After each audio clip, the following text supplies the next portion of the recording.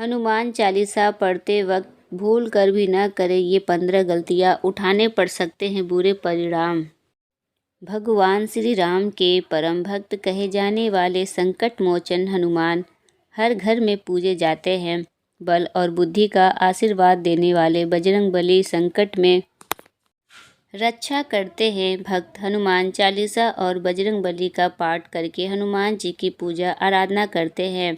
यूँ तो हनुमान चालीसा मंगलवार और शनिवार को पढ़ी जाती है, लेकिन कुछ भक्त रोज हनुमान चालीसा का पाठ करते हैं। कहा जाता है कि हनुमान चालीसा का पाठ करने से संकट दूर होते हैं और साधक भयमुक्त होता है। इसके साथ जातक पर बजरंगबली की कृपा बनी रहती है। इतना ही नहीं, हनुमान चालीसा का पाठ करने वाले पर भगवान राम और शिव पार्वती की भी कृपा बरसती है। लेकिन कम ही लोग जानते हैं कि हनुमान चालीसा का पाठ करने के भी कुछ खास नियम होते हैं। ऐसी मान्यता है कि हनुमान चालीसा के नियमित पाठ से भगवान प्रसन्न होते हैं और समस्त कष्टों से मुक्ति दिलाते हैं। हनुमान चालीसा में लगभग 40 चौपाइयाँ शामिल हैं। ऐसा मान्यता है कि यदि कोई व्यक्ति हनुमान चालीसा का पाठ करते समय सभी नियमों का पालन नहीं करता है तो उसे पूजा का पूर्ण फल नहीं मिलता है।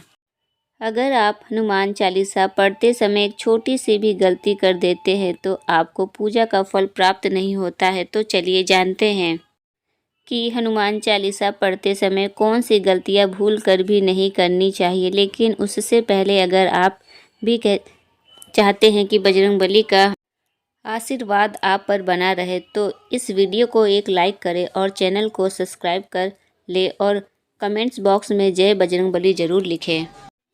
नंबर 1, भगवान गणेश का ध्यान। हनुमान चालीसा का पाठ करने से पहले भगवान गणेश का ध्यान जरूर करना चाहिए। इसके साथ कुल देवी देवताओं का भी स्मरण करें। ऐसा करने से आपको अधिक फल की प्राप्ति होती है।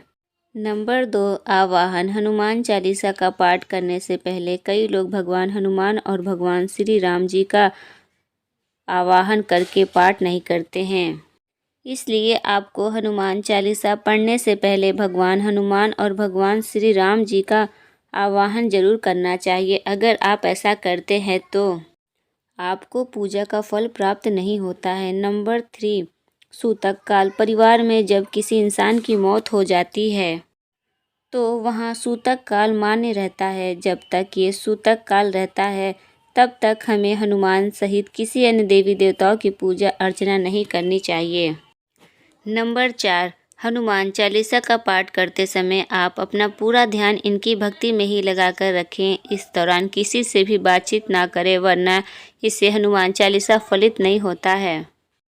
नंबर 5, ज्योतिष के अनुसार मंगलवार के दिन 3 बार पाठ करना बेहद शुभ माना जाता है। जब भी आप पाठ करें तो सबसे पहले एक पात्र में जल भरकर रख लें। उसके बाद जब हनुमान चालीसा का पाठ संपन्न हो जाए तो उस जल को ग्रहण कर ले। इससे आपको लाभ तो मिलेगा ही, साथ ही हनुमान जी की जमकर अपनी कृपा बरसाएंगे।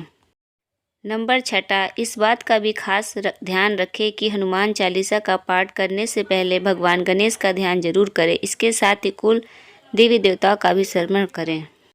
नंबर 7, शौच के बाद हनुमान चालीसा नहीं पढ़नी चाहिए। नंबर 8, मासिक धर्म के दौरान हनुमान चालीसा पढ़ना उचित नहीं है।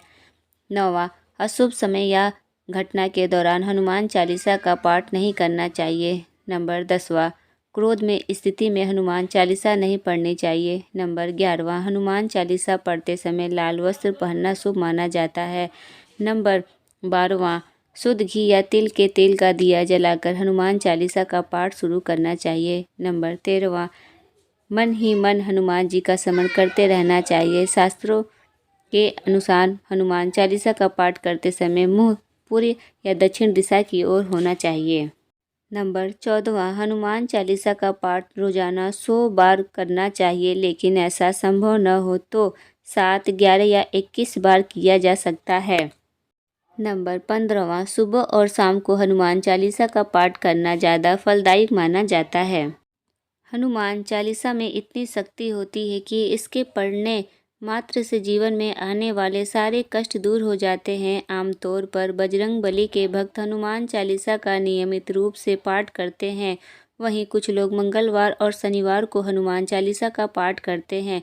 लेकिन अगर निरंतर आराधना के बाद भी आपको कुछ लाभ नहीं मिल पा रहा है तो हो सकता है कि आप कोई बड़ी गलती कर रहे हो, कि जाने अनजाने में पाठ के दौरान आप कुछ गलतियां कर रहे हो। लेकिन आपको बता दें कि इसके पढ़ने का सही तरीका होता है, तभी इसका सही फल मिलता है। वरना कई बार लोग परेशान हो जाते हैं कि नियमित हनुमान चालीसा का पाठ पढ़ने के बाद भी क्यों उन्हें उसका रिजल्ट नहीं मिल रहा है। ऐसे में इस लेख के जरिए आज हम आपको बताएंगे उन गलतियों के बारे में जिस हनुमान चालीसा का पाठ करते समय इस बात का खास ध्यान रखें कि पाठ के दौरान किसी तरह की नकारात्मक मन में न लाएं, क्योंकि ऐसा करने से पाठ पूर्ण नहीं माना जाता है।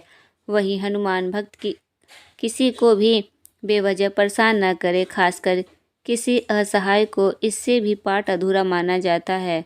हनुमान चालीसा का पाठ करते समय आप अपना पूरा ध्यान इनकी भक्ति में ही लगाकर रखें। इस दौरान किसी से भी बातचीत ना करें, वरना इससे हनुमान चालीसा फलित नहीं होता है।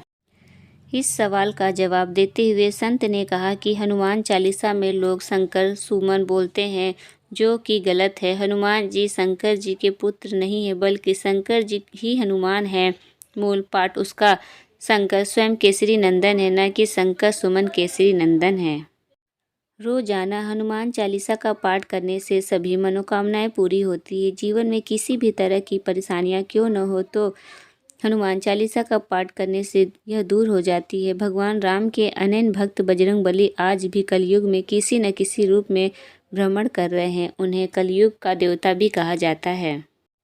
हनुमान जी के समक्ष धूप दीप कर आसन पर बैठकर अपने दाहिने हाथ में जल पात्र से जल ले, थोड़े से चावल और फूल ले और अपनी आंखें बंद करके प्रभु का स्मरण करके मन में संकल्प ले कि आप 11 दिन तक हर रोज 7 बार या 11 बार श्री हनुमान चालीसा का पाठ करेंगे और हाथ में लिए जल को जमीन पर छोड़ दें। हनुमान चालीसा की 27वीं चौपाई के संबंध में राम भद्राचार्य जी ने दावा किया है कि चौपाई सब पर राम तपस्वी राजा के बजाय सब पर राम राज फिर ताजा होनी चाहिए, क्योंकि भगवान राम को कोई तपस्वी नहीं थे। हम वही चालीसा करते चले आ रहे हैं जो धार्मिक पुस्तकों में लिखा छपा है। जगदुरु राम भद्राचार्य ने हनुमान चालीसा में 4 गलतियां बताई है। ये 4 गलतियां 6वीं, 7वीं, 32वें और 38वें चौपाई में हुई है। मांस मंदिरा का सेवन करने के बाद कभी भी हनुमान चालीसा का पाठ नहीं करना चाहिए। घर में अगर किसी की मृत्यु हुई हो तो सूतक काल का तक हनुमान चालीसा का पाठ नहीं करना चाहिए। मासिक धर्म के दौरान हनुमान चालीसा का पाठ न करें। हनुमान चालीसा पढ़ने के बाद भगवान हनुमान को प्रणाम न करें, क्योंकि भगवान हनुमान हर महिला को अपनी माँ के रूप में देखते हैं और महिलाएं उनके सामने झुकना पसंद नहीं करते। ऐसा माना जाता है कि इसकी रचना 16वीं शताब्दी के कवि तुलसीदास ने की थी और इसे भगवान हनुमान के भक्तों द्वारा व्यापक रूप से पढ़ा जाता है। हालांकि ऐसा कोई विशेष नियम नहीं है कि हनुमान चालीसा को स्नान के बाद ही पढ़ना चाहिए, लेकिन कुछ लोग अपने दैनिक भक्ति अभ्यास के हिस्से के रूप में स्नान के बाद इसका पाठ करना चाहते हैं। हनुमान जी से मन्नत कैसे मांगें? हिंदू धर्म में हर दिन किसी न किसी भगवान को समर्पित है। ऐसे में मंगलवार का दिन हनुमान जी का है। सुबह करें पूजा, चालीसा का पाठ करें, बताएं अपनी इच्छाएं, सुंदरकांड का पाठ करें, मंत्र का जाप करें ध्यान। ऐसे हनुमान जी से आप मन्नत मांग सकते हैं। हनुमान जी को कसम कैसे दी जाती है? कसम देने के लिए सबसे पहले आपको हनुमान जी के समक्ष बैठकर एक मंत्र या श्लोक का उच्चारण करना होगा। फिर आपको हनुमान जी के सामने अपनी इच्छा बतानी होगी और उससे पूरा करने के लिए कसम देनी होगी। कसम देते समय आपको यह भी ध्यान रखना होगा कि आप जो भी कसम दे रहे हैं उसे पूरा करने के लिए पूरी ईमानदारी और निष्ठा से करना होगा।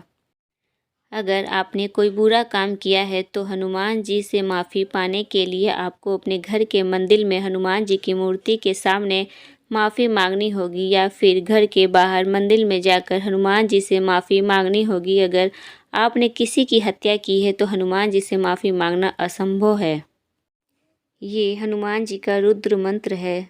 शत्रु भय अनिद्रा जनहानि के डर से छुटकारा पाने के लिए इस मंत्र का प्रयोग करना उत्तम फलदायक माना जाता है। ओम हनुमते नमः। बजरंगबली का ये चमत्कारी मंत्र वाणी से संबंधित कार्य में सफलता पाने के लिए किया जाता है।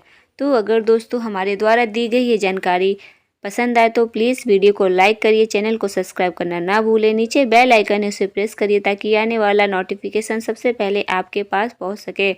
फिर मिलते हैं ऐसे नेक्स्ट वीडियो के साथ, तब तक के लिए धन्यवाद।